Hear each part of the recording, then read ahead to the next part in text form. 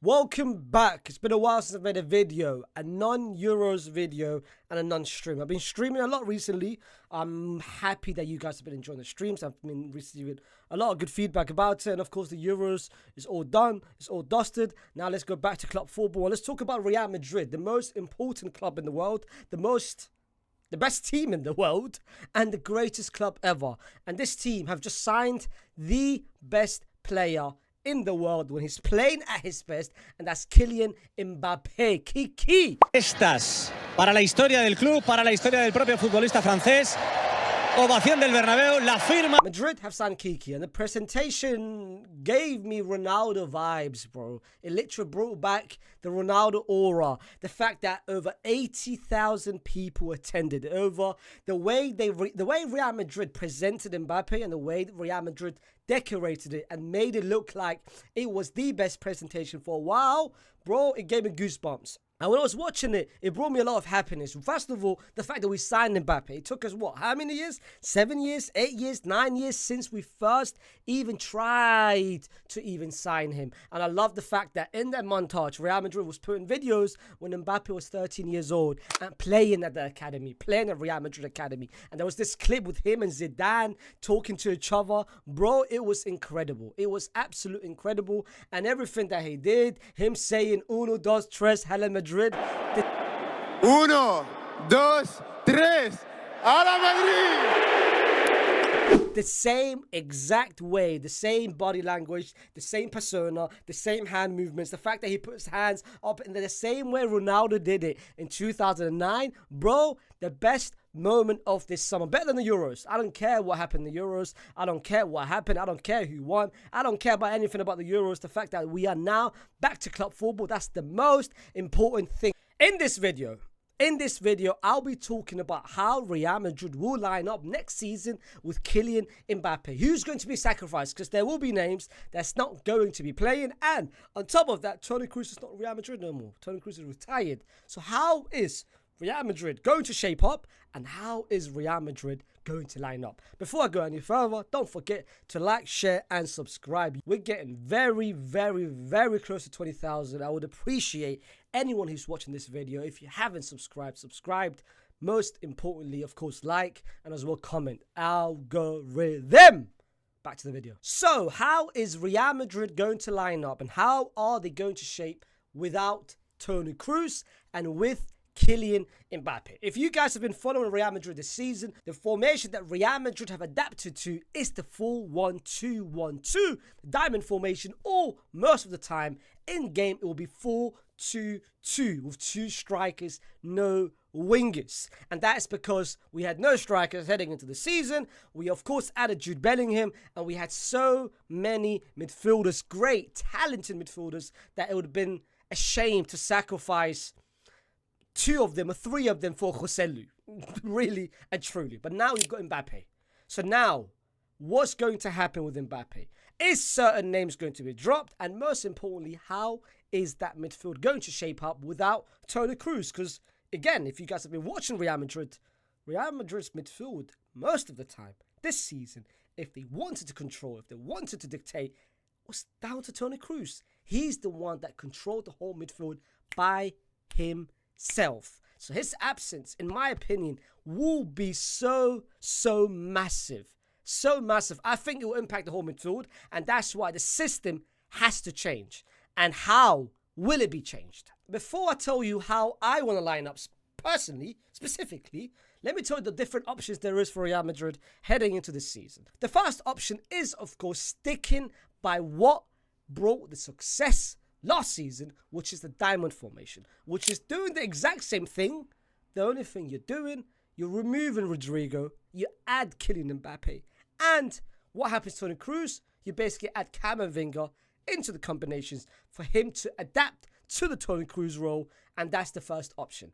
The second option is going back to the traditional, if you guys remember watching Real Madrid, it's the 4-3-3, the Carlo Ancelotti special, which worked to perfection in the 13-14 season, where we had Di Maria, who of course Ancelotti transformed into a winger, into an 8. The next person next to him was Luka Modric, and of course the DM at that time was Mr. Xabi Alonso, who funnily enough could be a Real Madrid manager next season. But of course, going back to 4-3-3 would add different question marks. The front trio, most likely it will be Vinicius, Mbappe playing as a striker, and of course Rodrigo on the right-hand side. That means a midfield of Jude Bellingham, Tchouaméni, Camavinga, Fede, only 3 of them will be starting and 1 person will be benched.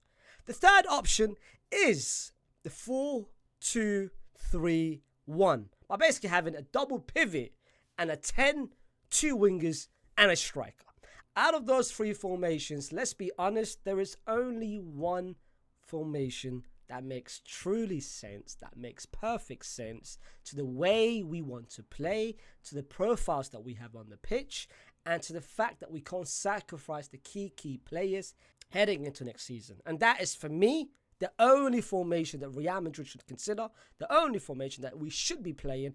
I don't think we will, but hopefully we will. Hopefully Kylian tries to watch this. It is really and truly 4-2-3-1. The reason why I say this, Tchouaméni is a guaranteed starter. No matter whether we play the first formation, the second formation, or the third formation, having Tchouaméni in there is a must. It's a no-brainer. It has to happen. He's the only defensive midfielder we've got. He's the only cover that we've got. And the fact that Real Madrid last season never lost a game with Tchouaméni starting. So it doesn't really need any more explanation. The person next to him has to be Camavinga. Camavinga is such a unique profile that I don't think Real Madrid should be wasting. I'm telling you, bro. Like, I'm very, very prepared. Because the thing is, yeah, if you look at next season, let's be real, that's only 4 guarantees out of 6 positions. And that is Jude, Vini, Mbappe, and Fede. The 2 other positions is being fought between 3 people. But let's be real, I think Tchouaméni will be starting next season. Because I think Carlo knows that the impact that he's had last season, which means that leaves us with 1 more position, and that is between 2 players, and that is Rodrigo and Camavinga. So if you're playing the 4-3-3, it makes perfect sense to have maybe Rodrigo on the right-hand side. If you're playing a diamond formation, it makes more sense to have Camavinga on that side. But then it leaves the question, the 4-2-3-1, who are you going to be putting next to Tchouaméni in that double pivot? Would it be Fede, which means Rodrigo will be on the right-hand side, or would it be Camavinga next to Tchouaméni, which means Fede will be going on the right-hand side? In my personal opinion, the person that makes more sense is Camavinga. The profile of Camavinga is much more important to this system and to this team than Rodrigo. I'm more than happy to have Fede on the right-hand side, because we saw this season when Fede was playing the diamond formation, most of the time he was playing on the right-hand side, and you guys looked at it. I mean, Fede controlled the whole right-hand side. The whole right-hand side was done by Fede, whether it's defensively or going forward. So him playing the 4-2-3-1 on the right-hand side is nothing new to him. He's done it before. Even when we won the Champions League Cup 3 years ago when Benzema was there, Fede was playing on the right-hand side. When it was Casemiro, Luka Modric, Toni Kroos, Vini, and it was Fede on the right-hand side. Rodrigo wasn't starting 3 years ago. So that's why having Fede on the right-hand side, but most importantly, having Camavinga in the double pivot, bro, defensively, it's much more secure. Moving forward is much more secure. Controlling the midfield is much better. And like I said, the profile of Camavinga is much more important than the profile of Rodrigo in this team. And of course, the other positions is pretty much no-brainer between Jude Bellingham, Vinicius Jr. and Mbappe. A lot of question marks have been made about Mbappe. How is he going to fit with Vinicius Jr.? How is he going to fit with Jude Bellingham? And what I loved about him in that press conference, I'm not sure if you guys had a look or watched the press conference, the 2 things that caught my attention the most, he was asked, you prefer to be playing on the left-hand side. Where do you want to play next season with Madrid? He asked a simple answer, a very typical Ronaldo answer. When Ronaldo was asked the same questions when he was playing at United, he said, I don't care where I play. I can play in all 3 forward positions. The most important thing is playing and helping the team. Very great answer. But the one answer specifically that to me mattered more than anything else, he said, the question was, how is Jude and Vinicius going to be adapting to your playing style? He answered it very simple. They don't need to adapt to my playing style. I have to adapt to them because they won last season. I didn't win. So it's my duty to adapt and to help the team the best way I can. That to me proved the whole thing about how are they going to fit, and the fact that he said Vinicius personally messaged me and wanted me to come. Bro, everyone that said that Vinny's going to have problems with Mbappe, you guys don't know Vinny. You guys don't know the profile of Vinny. You guys don't know the personality of Vinny. Vinny is the last person that would even think about ego. If you guys think of Vinicius Jr. as an arrogant player, a selfish player that only thinks about himself, you guys have got no idea who Vinicius Jr. is.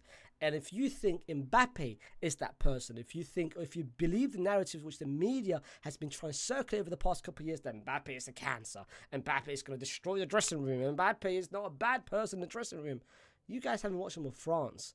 Don't look at this PSG situation and think that he's toxic. The whole PSG drama was toxic to pretty much from the beginning to the end. Nasser Khelaifi, the president of PSG, made a toxic environment. Look at France. Look at the leader that he is, the captain he is. And look what he's done. The speech in the last World Cup when France was 2-0 down, when he said in that half-time, that to me demonstrated and highlighted to me everything I need to know about Mbappe and his mentality. Bro, his mentality is going to succeed. You don't have to think about it. You don't have to have any concerns about it. You don't have to even doubt it, bro. His mentality with himself and Vinicius Jr., I have got no concerns about Mbappe, and I've got no concerns about Vinicius Jr. And most importantly, I've got no concerns about Jude Bellingham. Because every single report that's come out over the past couple of days making Jude Bellingham their enemy, the person who was the fault of England losing, and bringing all the media headlines from a couple of years ago when apparently Dortmund was very happy that he left, and apparently making a situation where no player from England liked Jude Bellingham. They had no friends apparently. Bro, don't believe none of that nonsense. Bro, they're doing the same thing that they did to Jude, the same way they did to Ronaldo. Every time a player's doing well, every time a player is succeeding, it's hard for the media to try to pinpoint any certain moment. This is the first time the media has managed to find anything bad about Jude Bellingham. Look at it, bro. This season, Jude Bellingham hasn't done anything wrong. He's won everything there is to win. He's scored goals. He's performed exceptionally from August to May. The one time that the media feel like, you know what? We finally have him. He's finally not performing to the level that we all know. You know what? Let's just throw any sort of media narrative, any sort of dirt on his name to make it look like it's going to be true. Don't believe on it, because the same happened to Ronaldo. All the storylines about Jude Bellingham being a cancer is all bullshit. All the storylines which they made about Mbappe is all bullshit, and everything they've made about Vinicius Jr. is all bullshit. I've got no concerns about this team. I feel like under Carlo Ancelotti, this team that I've just said with the diamond formation, bro, we're about to achieve success after success. I will be previewing this season and how Real Madrid, the expectations about Real Madrid, the hype about Real Madrid in the next coming weeks. But guys, don't forget to like, share, and subscribe. Comment down how you want Real Madrid to line up next season with Kylian Mbappe. I'll be reading down the comments. I'll respond to you guys. But don't forget to comment, like, and most importantly, subscribe. And I'll see you quite soon. Peace!